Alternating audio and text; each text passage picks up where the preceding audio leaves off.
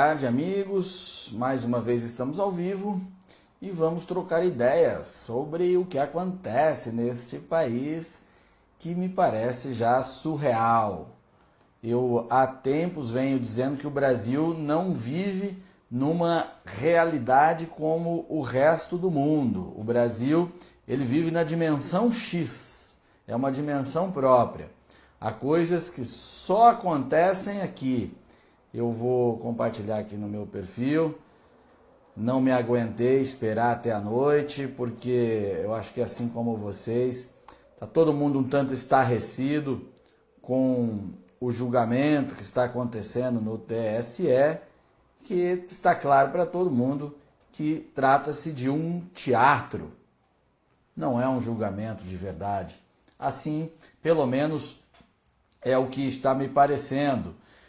Já tem bastante gente, vocês estão me ouvindo bem, o som tá bom, eu sempre faço essa pergunta para poder ajustar. Estou usando um outro equipamento, se não tiver bom eu ajusto.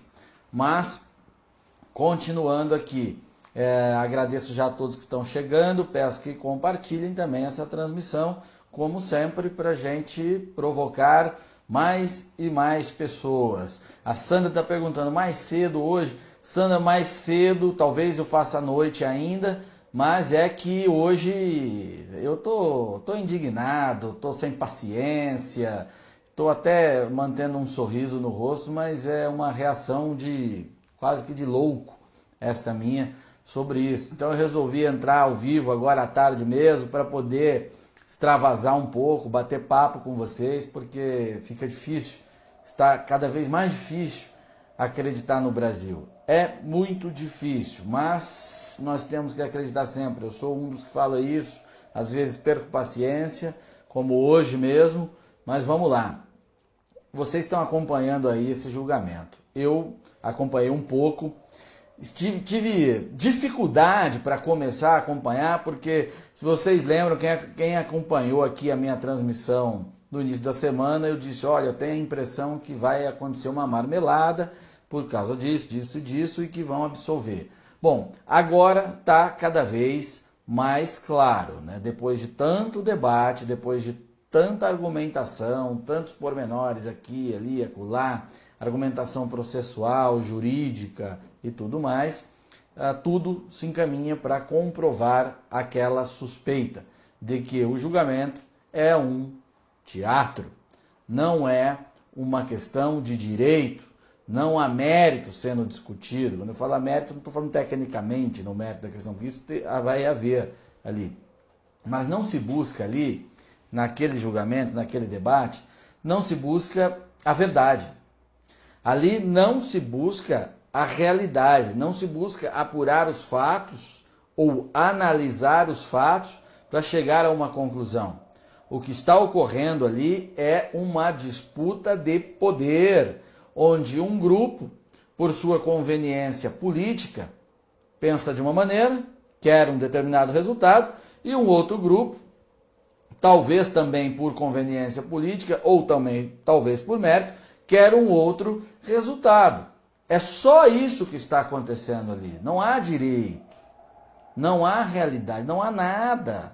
Pelo menos é a impressão que está passando até agora. Essa discussão sobre considerar as delações ou não. Primeiro que é lícito o juiz produzir prova por ofício. Todo mundo sabe disso, quem conhece um pouquinho de direito. E outra, vamos fingir que não fosse possível. Não é possível ignorar uma realidade tão clara. Uma realidade que é indiscutível. São informações que expuseram as entranhas da República e que o tribunal simplesmente está tentando fingir que não tem nada a ver.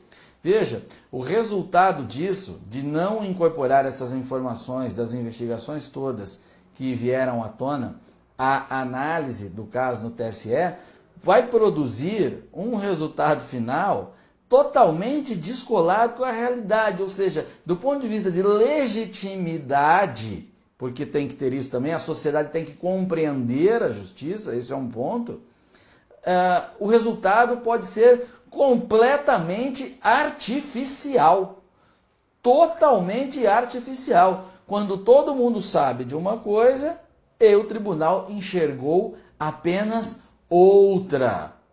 Isso vai levar ao descrédito ainda maior da instituição do Poder Judiciário, aliás, de todas as instituições basilares da nossa República, e o resultado pode ser muito pior do que fazer o enfrentamento com a realidade mesmo e produzir um resultado que, num primeiro momento, pode gerar alguma instabilidade. Porque essa é certamente a preocupação de uns e também a justificativa moral para não analisar os fatos, ignorar algumas coisas, procurar essa saída jurídica e não caçar a chapa Dilma Temer, que é de conhecimento público e também, assim entendo, foi uma chapa eleitoralmente criminosa o que eles fizeram, porque havia um esquema de corrupção, um esquema de financiamento do sistema de poder, e a chapa foi um subproduto desse esquema, para a manutenção do mesmo. Então é impossível você ignorar toda essa sistemática e dizer, não, tecnicamente o processo tal, que é o caminho que me parece que o tribunal está fazendo. Então, como vocês que estão aqui comentando, estão concordando com o que eu estou falando, dessa realidade que está sendo ignorada, é a prova do que eu disse aqui há 2 minutos, de que o tribunal pode produzir um resultado artificial, e aí então ele vai acabar mantendo um governo artificial, sem legitimidade alguma. Na política ele já não tem mais, na política eu digo popular, já não tinha há muito tempo, mas também aí de jurídica, questionável como um arranjo, e a instabilidade, a estabilidade buscada nesse primeiro momento vai ser muito mais frágil, ou seja, a instabilidade virá logo em seguida. Nós estamos num momento ímpar da nossa história, nunca estivemos num fundo do poço moral, institucional, intelectual e cultural como estamos agora. Gente de toga, ministro do Supremo Tribunal Federal ou do Tribunal Superior Eleitoral, com carreiras, usando da argumentação, sofismas, para chegar num resultado pré-determinado. Isso não acontecia. E o que trouxe a isso? Veja, a degradação cultural que nós estamos, o professor Olavo fala disso há muito tempo e já explicou todas as suas raízes, ela, claro que ela produz tudo isso. Mas vamos pormenorizar um pouco. A chegada do PT ao poder, ancorado nessa elite intelectual amoral e que é também intelectualmente uma fraude, porque baseia suas ideias em Karl Marx e Antônio Gramsci, neste esquerdismo bocó de tentar fazer do mundo o seu desenho idealizado, essa pretensão de engenharia social. A chegada dessa gente ao poder é que está causando todo esse dano. Vamos olhar na raiz das coisas. Ah, Paulo, é o Supremo Tribunal Federal. Não é só. O Supremo Tribunal Federal atual, a elite jurídica atual, é fruto desse esquema de poder que começou muito antes, começou nos anos 70, final dos anos 70, 80, se moldou, atingiu o governo em 2003, eleição em 2002, assumiu em 2003, e aí passou a fazer as suas nomeações que tomaram conta do judiciário. Tem um Petralha aqui, que eu não vi o nome dele, que está me xingando, dizendo que eu sou bocó, mandando eu calar a boca. Cala a boca para tuas negas, rapaz. Vai procurar o que fazer. Se você acha que eu estou falando bobagem, vá fazer outra coisa. Você não precisa ficar me ouvindo. Ou você é masoquista, que gosta de tomar cintada no lombo. Cai fora. Você não precisa sofrer se você não gosta do que eu estou falando. Suma, vá fazer outra coisa. Vá olhar uma foto do Lula e se masturbar. Faça o que presta para você. Não precisa me ouvir encher o saco.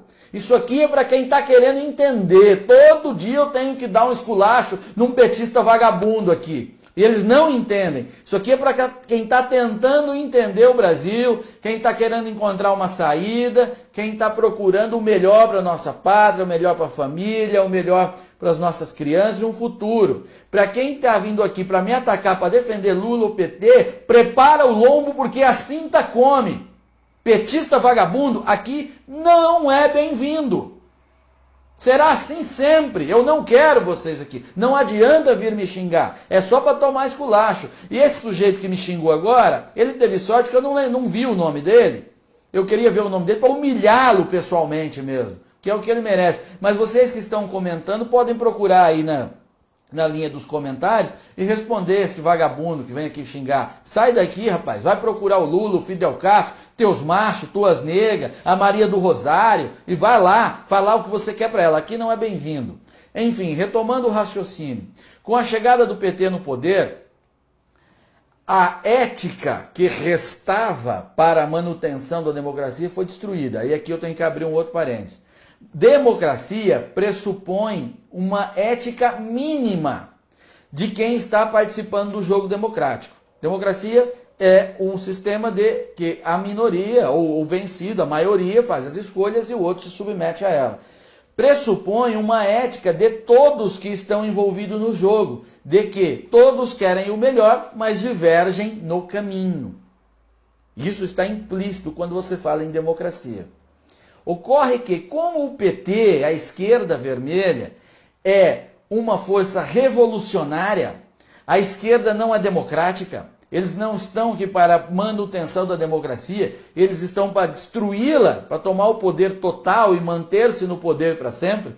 Como são assim? Como não gozam desta ética que a democracia imprescinde, que é divergir no caminho, mas ter o objetivo mesmo, a esquerda passa a usar dos mecanismos democráticos para destruí-la.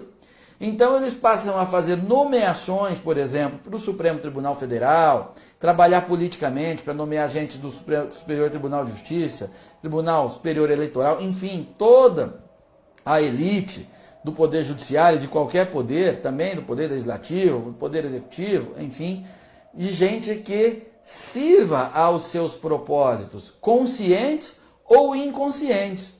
Gente que não tenha necessariamente compromisso nem com as próprias biografias e nem com o sistema. Então você tem aí uma degradação da atuação, moralmente falando, e em alguns pontos até intelectualmente, jamais vista na história. Veja, se pegarem as nomeações, mesmo do período recente histórico, que é bastante conturbado e bastante criticado, como o período do regime militar, peguem as nomeações dos militares, pesquisem quem eles nomearam para o Supremo Tribunal Federal. Era só gente de valor.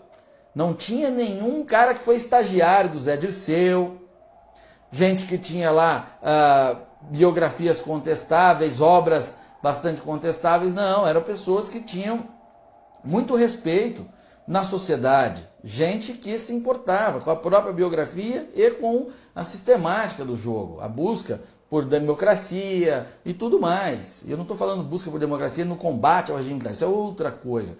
Mas eu estou dizendo de responsabilidade institucional, todo mundo tinha. Olhem os nomes eram, em sua maioria esmagadora, pelo menos, gente de altíssimo gabarito.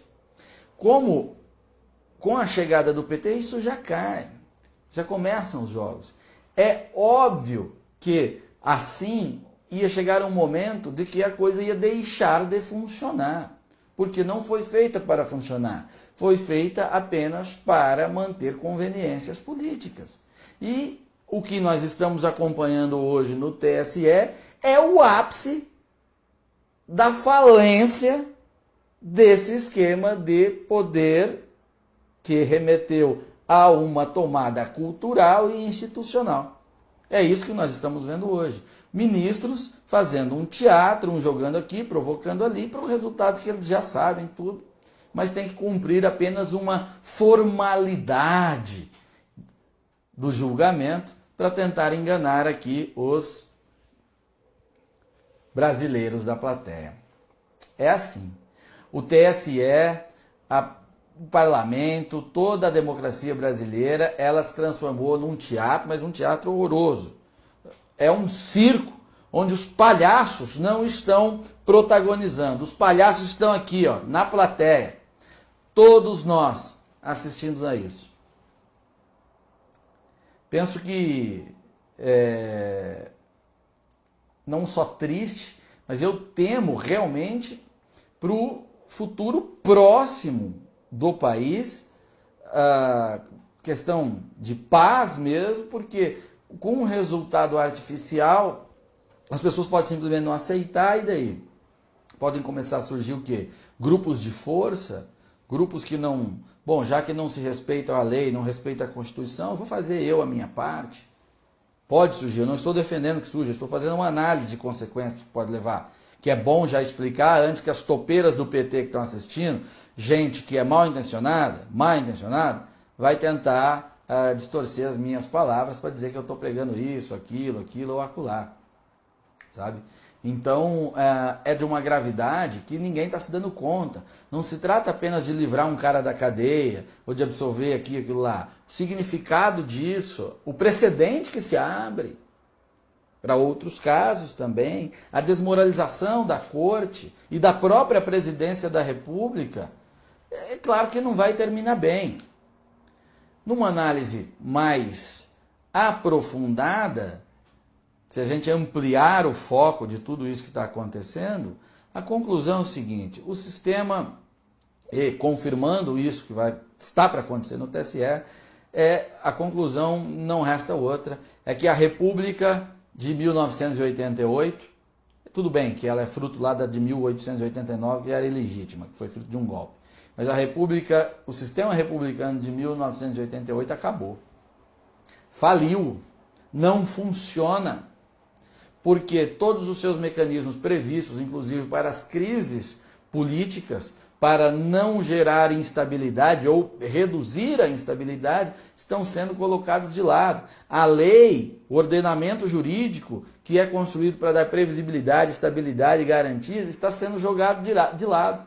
Então significa que o ordenamento acabou. Quando você pega o ordenamento, joga as leis, tá? A lei remete ao ordenamento. Você pega todo o conjunto legal, amassa e joga no lixo para livrar aqui, porque isso vai dar uma conveniência política melhor, não é legal, não tem nome para eleição indireta e tal, então vamos aceitar aqui. Você faliu a República, você faliu aquela organização, você acabou com ela. E ninguém vai respeitar isso mais. Vai ficar muito mais difícil, porque tudo será contestável.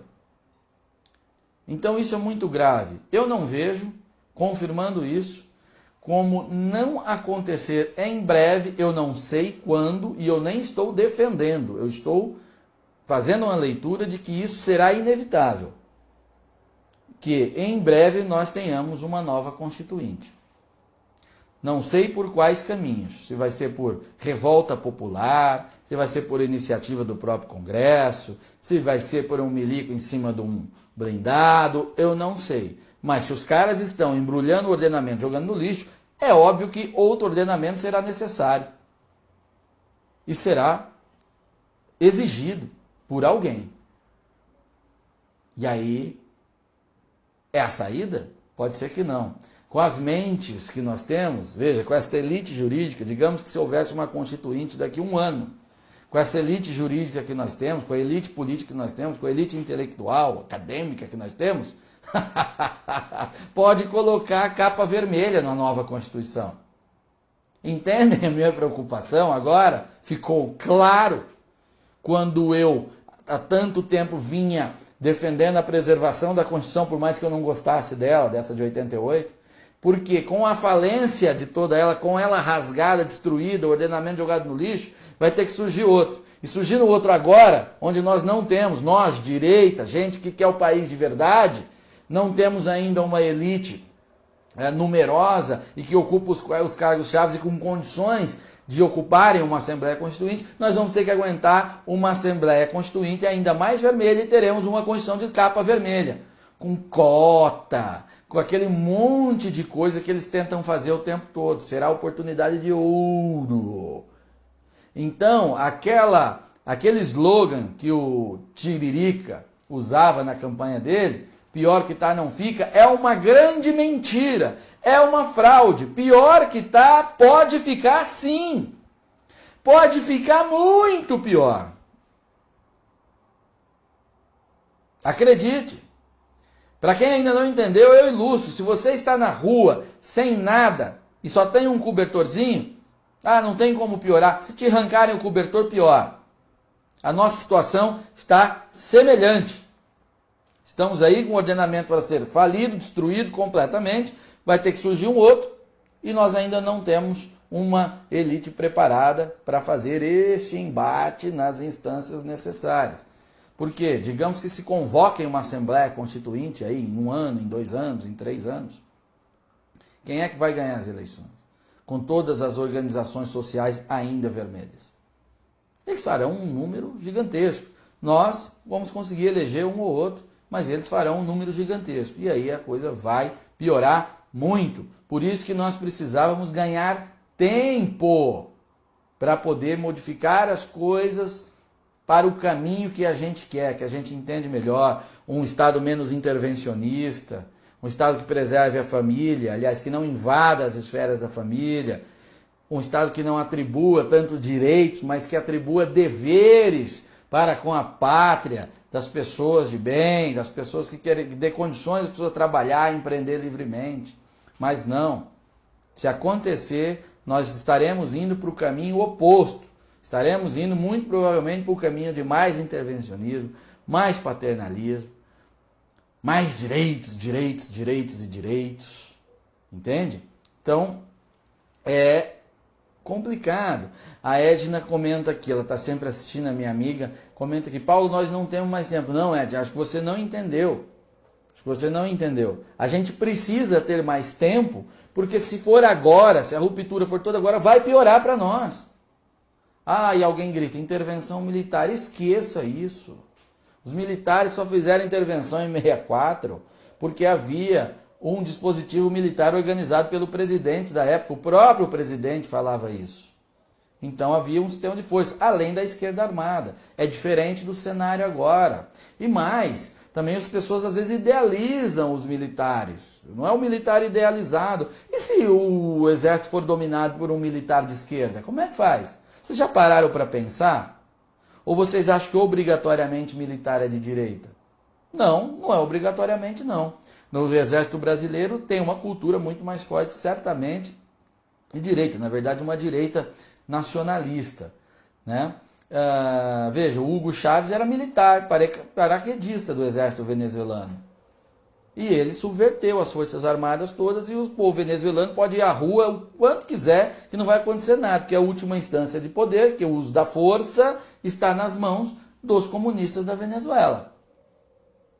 Ok? Entendeu? Pois é, então não dá só para ficar gritando aí intervenção, FFA, aquela coisa toda aí. Parem com isso. Pode dar problema também. Entende? Então, por mais que a nossa realidade fosse péssima e seja péssima, eu, numa leitura conservadora, regida pela ética da prudência, que tanto fala Russell Kirk, prefiro que seja mantido tal ordenamento, preservado, para que a gente ganhe tempo para formar os nossos quadros e transformá-los. Mas não. O que está ocorrendo agora, está se consolidando, é a destruição completa. E daí a minha preocupação. Tá? E sim, nesse sentido, neste momento, tudo pode piorar. Paulo, você pode estar errado. É verdade, eu posso estar errado. Mas eu estou expondo a argumentação e a fundamentação do meu pensamento e do meu temor. E eu temo que o Tiririca esteja muito errado e que a coisa sim possa piorar muito, lamentavelmente. Vou encerrar por aqui, peço que compartilhem, agradeço a todos, vou ler todos os comentários, eu sempre leio todos os comentários, tá? E a gente vai trocando ideia e voltamos depois. E quero lembrar que neste sábado eu estarei em São Paulo, numa apresentação sobre saídas econômicas para o Brasil. Deixa eu dar aqui o local para vocês, tá? E que vai ser muito legal, vai ser no Salão Nobre da Câmara Municipal, ok? O príncipe Luiz Felipe de Orleans e Bragança também estará, Stephen Cantes, a Renata Barreto, o Dr. Vinícius, meu amigo Hélio Beltrão, neste sábado. A gente vai se falando mais tarde, porque novas palhaçadas vão surgir e eu estarei de plantão para voltar para conversar com vocês. Um abraço e até a próxima. E sim, o Tiririca pode estar errado. é possível piorar.